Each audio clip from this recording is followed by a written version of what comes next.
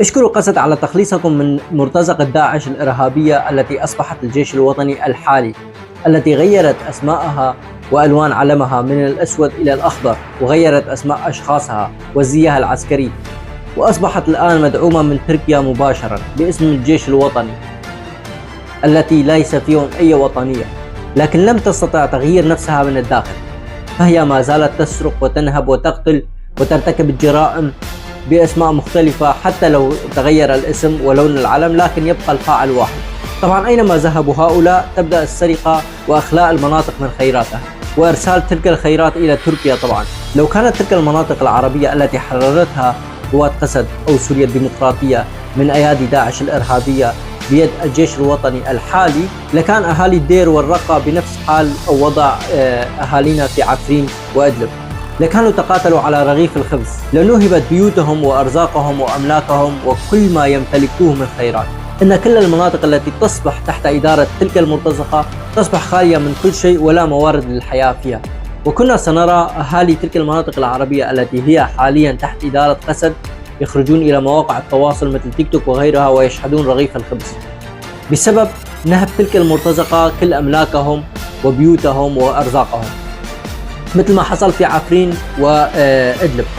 حاليا نرى أهالي إدلب يوميا في الخيم يخرجون إلى مواقع التواصل ويشحذون قوت يومهم أو رغيف الخبز الذي يأكلوه، لأن لم يبقى لديهم شيء ليأكلوه.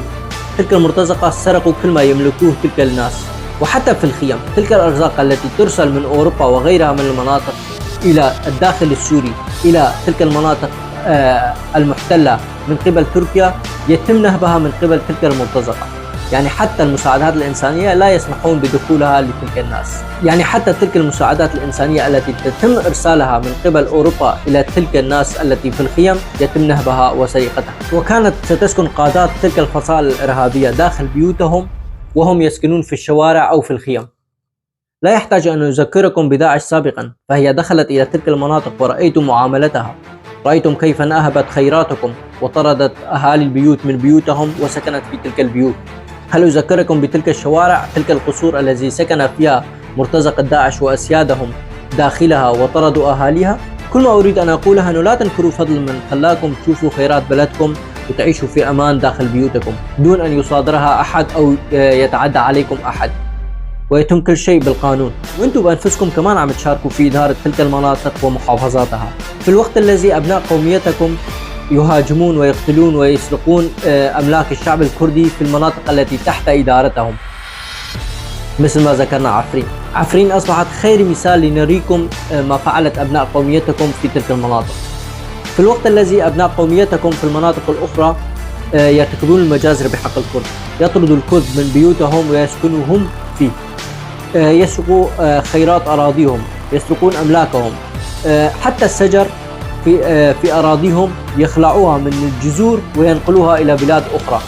حتى المواشي ما خلصت منهم ما فلتت منهم، يحملون حتى المواشي وينقلوها إلى بلاد أخرى. لا يتركون أي خيرات لبلدهم، يسرقوها ينهبوها كاملا وينقلوها إلى بلد أخرى. قسد ساعدت أهالينا في المناطق المحتلة من قبل الدولة التركية، التي ساهمت الدولة التركية في قتل أبنائنا تحت الردم بمنعها دخول تلك القافلات أو المساعدات إلى أهلنا في المناطق الأخرى. ورغم ذلك قسد لم ولن تتخلى عن أبناء شعبها في تلك المناطق، لم تترك أي مجال للمحتل التركي وفصائله الإرهابية، وأنهت جميع الحجج وأدخلت المساعدات تحت مسمى العشائر العربية رغم وضوح مرسلها بوضوح الشمس، ودعم قسد لأهالينا في المناطق المنكوبة بكل قدراتها وخدماتها لمساعدة تلك الأهالي، ونجحت في ذلك رغم أنف المحتل التركي، وأيضا رغم أنف الجيش الوطني اللا وطني الدواعش سابقا كما ذكرنا. أدخلت تلك المساعدات باسم العشائر ووصلت إلى أهاليها، لكن مع ذلك في الداخل تم نهبها. الآن أصبح الشعب على علم بأن مرتزقة الجيش الوطني هم أدوات بيد المحتل التركي، وهم مجردين من الوطنية والإنسانية. الأحداث أثبتت حقيقتهم، لم يعد يفيدكم التضليل الإعلامي، فالشعب أصبح واعي ويدرك كل ما يحصل حوله، وكل نواياكم أصبحت واضحة ومكشوفة أمام الشعب، ويسقط المحتل التركي وإرهابي الجيش الوطني والدواعش سابقا. تحياتي.